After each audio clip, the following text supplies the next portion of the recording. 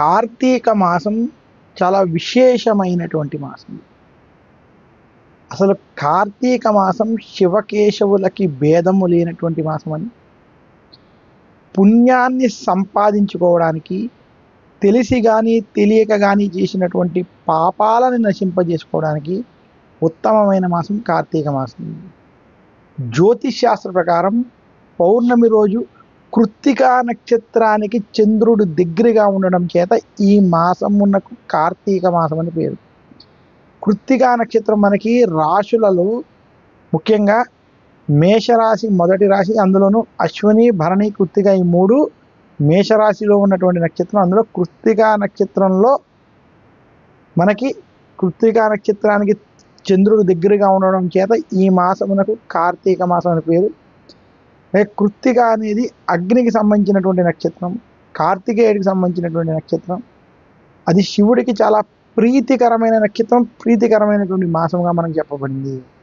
అటువంటి కృత్తికా నక్షత్రంతో ముడిపడి ఉన్నటువంటి ఈ కార్తీక మాసంలో ఎవరైతే ఈశ్వరారాధన చేస్తారో వారికి విశేషమైనటువంటి పుణ్యఫలం లభిస్తుందని కార్తీక పురాణం మనకి స్పష్టంగా తెలియజేసింది. అందుకనే కార్తీక మాసం చాలా విశేషమైన ఉత్తమమైన మాసం. కార్తీక మాసంలో వచ్చే ప్రతి వారంలో వచ్చే ప్రతి రోజుకి ఒక ప్రాధాన్యత ఉందని శాస్త్రాలు తెలియజేశాయి. కార్తీక మాసంలో వచ్చే ఆదివారం రోజు సూర్య ఆరాధన వంటివి చేయడం, అరుణం, సూర్యాష్టకం, ఆదిత్యవరం వంటి పారాయణం చేసుకోవడం చాలా విశేషం.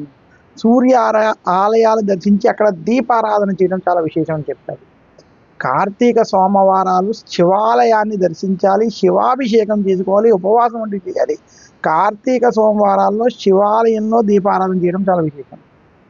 ఇంకా కార్తీక మాసంలో వచ్చే మంగళవారాలు ఎవరైతే లక్ష్మీదేవి, సరస్వతి లేదా అమ్మవారు, ముఖ్యంగా అమ్మవారిని, దుర్గాదేవిని విశేషంగా ఈరోజు పూజించడం చేత అమ్మవారి ఆలయాల్లో నువ్వుల నూనెతో కానీ ఆవు నేతితో కానీ దీపారాధన చేయడం వల్ల కుజదోషం వంటి దోష నివృత్తి కొంత జరుగుతుంది.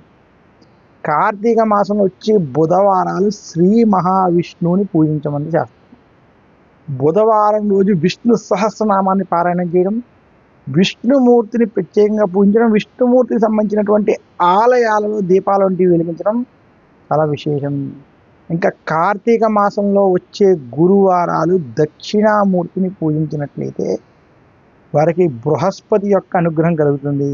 దక్షిణామూర్తి ఆలయాల్లో దత్తాత్రేయ ఆలయాన్ని దర్శించడం, ఆ ఆలయాల్లో దీపారాధన చేయడం, అలాగే ఆ దత్తాత్రేయ దక్షిణామూర్తి స్తోత్ర పారాయణం చేయడం చాలా విశేషం. ఇక కార్తీక మాసంలో వచ్చే శుక్రవారాలు లక్ష్మీదేవిని పూజించి లక్ష్మీదేవికి సంబంధించినటువంటి ఆలయాల్లో దీపాలు వెలిగించడం, ఈరోజు ఆవు నేతితో దీపాలని ఆలయాల్లో వెలిగించమని శాస్త్రం.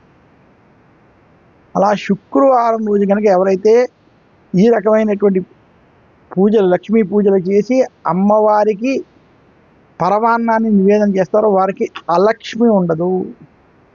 ఇంకా కార్తీక మాసంలో శనివారం, స్థిరవారం నవగ్రహ ఆలయాన్ని దర్శించుకోవడం, నవగ్రహాన్ని పూజించడం, శనికి తైలాభిషేకం చేసుకోవడం, అలాగే మందపల్లి వంటి శనికి సంబంధించినటువంటి ప్రత్యేక క్షేత్రాలని దర్శించడం. ఇదే కాకుండా కార్తీక శనివారాలు విఘ్నేశ్వరుని కానీ లేదా హనుమంతుని యొక్క ఆలయాలలో లేదా ఏ ఆలయంలో అయినా సరే నువ్వుల నూనెతో దీపాలను వెలిగించడం. ఇలా కుదరని పక్షంలో కనీసం శివాలయాలలో నువ్వుల నూనెతో దీపాలను వెలిగించడం. ఈరోజు ఇంటిలో తులసి కోట వద్ద ఈ ఆలయాల్లో కూడా నువ్వుల నూనెతో దీపాలను వెలిగించడం చేత విశేషమైనటువంటి పుణ్యం లభిస్తుంది. అందుకనే కార్తీక మాసంలో వచ్చే ప్రతి వారము చాలా విశేషమైనది. ఇలా ప్రతి వారం ఈ విధంగా ఆచరించుకోవడం చేత నవగ్రహ దోషాల నుండి విముక్తి పొందుతారు. ఇంకా రాహుకేతు దోషాల నుండి కూడా విముక్తి పొందడానికి మంగళవారం రోజు దుర్గాదేవికి వద్ద దీపాలు వెలిగించడం, శనివారం రోజు విఘ్నేశ్వరుడి దగ్గర దీపాలు వెలిగించడం చేత రాహు మరియు కేతు యొక్క దోషాల నివృత్తి కూడా జరుగుతుందని జ్యోతిష్ శాస్త్రం తెలియజేస్తుంది. అందుకనే కార్తీక మాసం చాలా విశేషమైనటువంటి ప్రత్యేకమైనటువంటి మాసం అని తెలియజేస్తున్నాను. నమస్కారం, మీ చిలకమర్తి ప్రభాకర్ చక్రవర్తి శర్మ.